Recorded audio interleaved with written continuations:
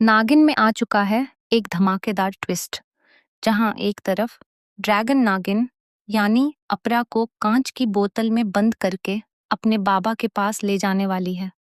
उसका मकसद सिर्फ एक है, अपने बाबा के पत्थर बने पैरों को ठीक करना। इसके लिए उसे उसी गुप्त मंदिर तक पहुंचना होगा जहां से सारी शक्तियों का रहस्य जुड़ा हुआ है। यही वही मंदिर है जिसकी वजह से उसके बाबा के पैर पत्थर बन गए थे। लेकिन कहानी में सबसे बड़ा ट्विस्ट तब आता है जब अपरा को लगातार महसूस होने लगता है कि उसका शिव शक्ति से कोई गहरा रिश्ता है। उसे बार बार अजीब सी झलकियां दिखाई देने लगती हैं, जैसे उसका कोई अधूरा अतीत हो जो वापस लौटना चाहता है। मगर जैसे ही वह इन यादों को पकड़ने की कोशिश करती है, उसके सिर में तेज दर्द होने लगता है और उसे चक्कर आने लगते हैं। उधर आर्यमान भी बार बार अपरा से कहता है, तुम सिर्फ कोई आम लड़की नहीं हो, तुम मेरी पत्नी हो। यह सुनकर अपरा और ज्यादा उलझ जाती है। आखिर ऐसा कौन सा सच है जिसे उससे छुपाया जा रहा है? इसी बीच परिवार वाले फैसला करते हैं कि अपरा को अमरनाथ यात्रा पर ले जाया जाएगा। उनका मानना है कि वहां जाकर अपरा को अपने सारे सवालों के जवाब मिल जाएंगे। अपरा भी सच जानने के लिए इस यात्रा पर जाने के लिए तैयार हो जाती है। लेकिन दूसरी तरफ ड्रैगन को जैसे ही पता चलता है कि अपरा और उसका परिवार अमरनाथ यात्रा पर जा रहे हैं, वह तुरंत अपना खतरनाक प्लान बना लेती है। वह तय करती है कि इस बार अपरा को किसी भी कीमत पर सच तक नहीं पहुंचने देगी।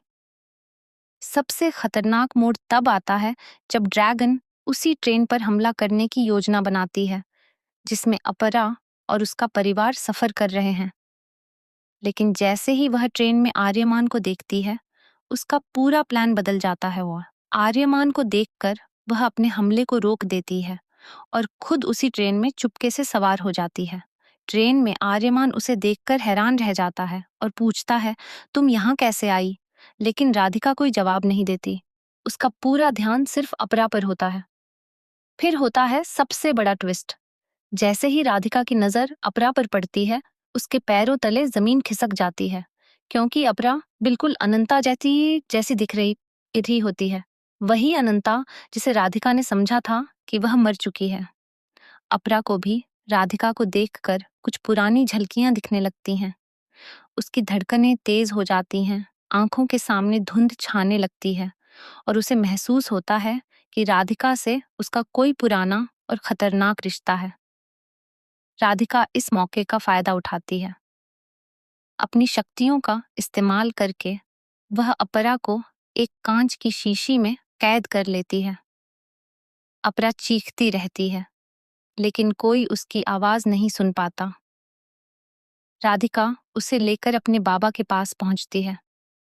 उसके बाबा बताते हैं कि गुप्त मंदिर का द्वार सिर्फ अनंतता की शक्ति से ही खुल सकता है। यही वजह है कि अपरा उनके लिए इतनी जरूरी है। लेकिन यहाँ आता है सबसे शॉकिंग ट्विस्ट। जैसे ही अपरा को गुप्त मंदिर के सामने लाया जाता है, मंदिर की दीवारें चमकने लगती हैं। अचानक अपरा के शरीर से तेज रोशनी निकलती है और उसकी आंखें बदलने लगती हैं। उसे अपने अतीत की सारी बातें याद आने लगती हैं।